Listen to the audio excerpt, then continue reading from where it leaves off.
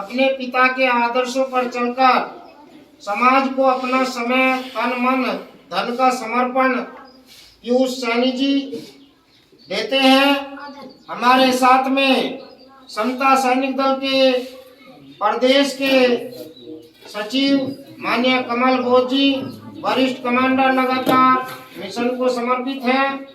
हमारे साथ में समता सैनिक दल के वरिष्ठ कमांडर जो हमारे पिता तुल्य उम्र में हैं, साथी हैं, लेकिन सामाजिक व्यवस्था, संगठन की व्यवस्थाओं में हमें बहुत ही तवज्जो, प्यार, मोहब्बत और आप समाज को, मिशन को समर्पित होकर के माननीय हेम सिंह बोस जी, आपकी जीवन संगनी जो लगातार धन्य है आप और आप जैसे वो तमाम साथी जिनको उनकी जीवन संगनी आगे बढ़ाने के लिए आपका बराबर साथ देती है, जो इस मंच को साझा कर रही है, उनके भी चरणों में हम नमन करते हैं, अभिनंदन करते हैं।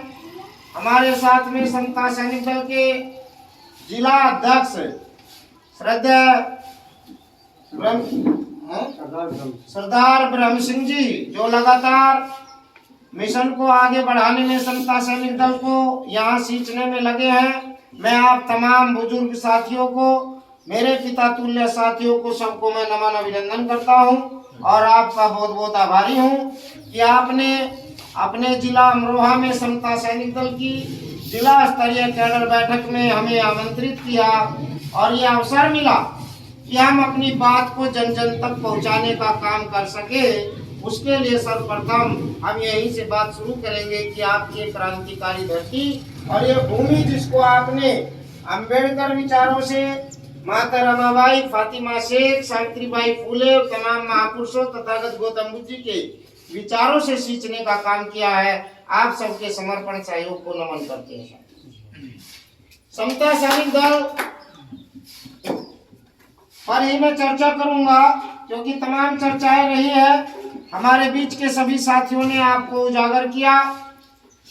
हमारे राष्ट्रीय सचिव महोदय सैनी साहब ने बहुत अच्छे तरीके से बताया, इसलिए मैंने आपको पहले बुलवाया, क्योंकि जो चीजें आपके बीच में रहकर आप अच्छे स्तर से, अच्छे तरीके से आप तक पहुंचाने का काम करते हैं, उसके लिए हमने आपको सर्वप्रथम बुलवाने का काम इसीलिए किया कि आप अच्छे से उस बात को समझ सके। समता सैनिक दल क्या है, क्यों आया, क्या जरूरत पड़ी समता सैनिक दल की, उन चीजों पे मैं आपसे चर्चा करना चाहूंगा। मेरा उद्देश्य यही है।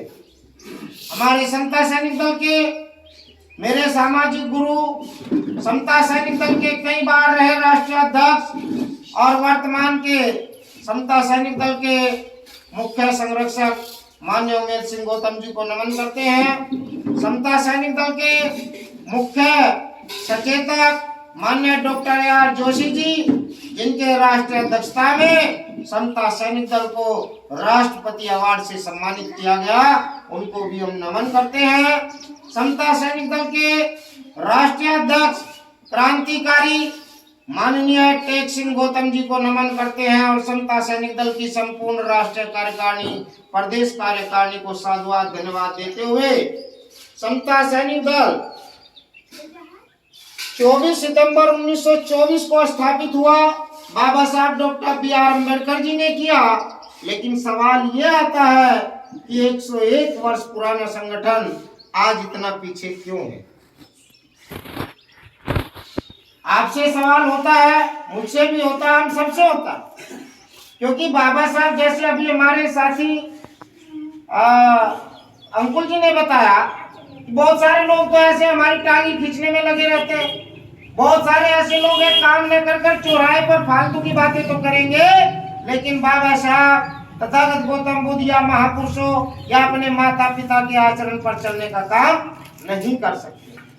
ऐसे ही लोगों की बदौलत समाज के वो संगठन, समाज की वो शक्तियां, उनको ज्यादा संघर्ष करना पड़ता है समाज को मजबूत करने में, जो समाज के लिए जीते और मरते हैं।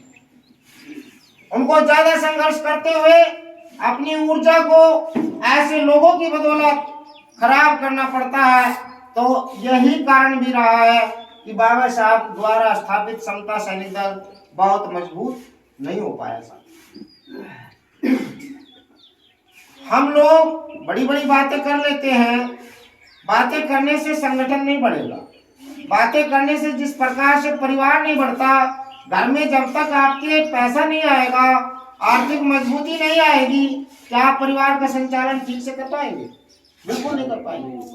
बातों से संचालन नहीं होगा। उसके लिए तन, मन और धन तीनों का समर्पण उतना ही आवश्यक है। जितना हमारे लिए जीना जरूरी है, उतना ही हमारे लिए बाबा साहब के संविधान को मजबूती से खड़े रखना, बनाए रखना उतना ही जरूरी है। यदि हमें अपनी सांसें सुरक्षित चाहिए तो बाबा साहब का संविधान भी आने वाली पीढ़ी के लिए सुरक्षित होना चाहिए। ये हमारा कर्तव्य है। लेकिन वो कैसे होगा? वो बाबा साहब की दी हुई व्यवस्था के मुताबिक ही होगा। हम लोग अपनी व्यवस्थाएं बनाना तय कर लेते हैं, हम लोग अपना संगठन खड़ा कर लेते हैं,